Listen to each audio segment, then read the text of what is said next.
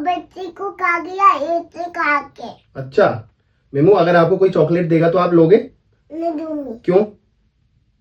ये अंकल की भूमि ना, अंकल मेरे को नहीं देना। किसी भी अंकल से चॉकलेट नहीं दूंगी। नहीं लेगा पक्का? नहीं पक्का। तो गाइज ABCD सिखाने की उम्र में हमें मम्मी को यह सिखाना पड़ रहा है कि आपको किसी से चॉकलेट नहीं लेनी है। ऐसा इसलिए हो रहा है क्योंकि मुंबई के मालेगांव में एक 3 साल की बच्ची, जो कि ये भी नहीं समझती कि कौन मेरा अपना है कौन मेरा पराया है, उस छोटी सी बच्ची के साथ कुछ गलत काम हो जाता है। और वो गलत काम किया उसी के मोहल्ले में रहने वाले एक लड़के से। ऐसा कहा जाता है कि पड़ोसी जो होता है वो पड़ोसी एक परिवार का ही हिस्सा होता है। वो लड़का उस बच्ची के पड़ोस में ही रहा करता था। जब उसे पुलिस ने गिरफ्तार किया तो उसका कहना है कि लड़की जो छोटी बच्ची थी उसके पिता से उसका झगड़ा हो गया था। उस झगड़े के चक्कर में उस बच्ची से उसने उसके साथ ये गलत काम किया। बात ऐसी है कि 3 साल की एक छोटी सी बच्ची अपने घर के बाहर खेल रही थी मालेगांव में, कुछ बच्चों के साथ खेल रही थी। एक लड़का आया, उसने उसको चॉकलेट दी और चॉकलेट देकर उसे बहला फुसला कर ले गया।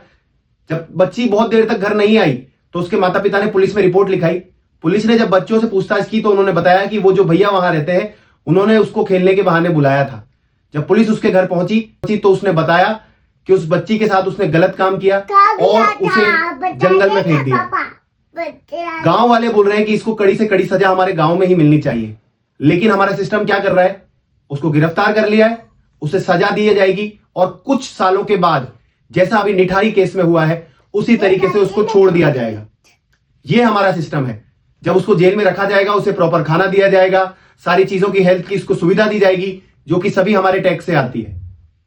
ऐसा सिस्टम हमें नहीं चाहिए।